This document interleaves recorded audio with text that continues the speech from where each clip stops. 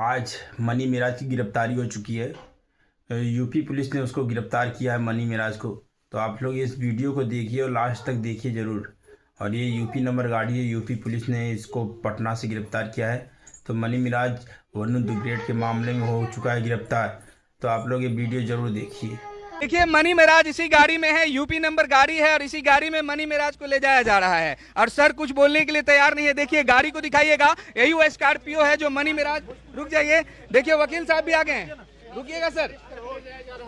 देखिए सर एक मिनट खोलिए ना, एक मिनट रुक जाइए आप लोग। देखिए मनी मिराज इसी गाड़ी में है, यूपी नंबर गाड़ी है और इसी गाड़ी में मनी बार मिराज बार को मनी ले जाया मिराज जा के रहा वकील है। जो है और सर कुछ भारतीय बोलने के लिए तैयार नहीं है। यूपी देखिए पुलिस गाड़ी से को पूछ दिखाइएगा, रहे हैं यही वो कि आप स्कॉर्पियो वारंट है जो मनी दिखाइए। मिराज। ये देखिए रुक गाड़ी है, जाइए, ब्लैक देखिए वकील स्कॉर्पियो। साहब भी आ गए तो हैं, यूपी पुलिस रुकिएगा लेके सर। जा रही है, लेकिन एक चीज़ है कि देखिए कहीं पुलिस का टैग नहीं लगा है और लगता है एसटीएफ वाली टीम है। तो देखिए लास्ट तक वीडियो।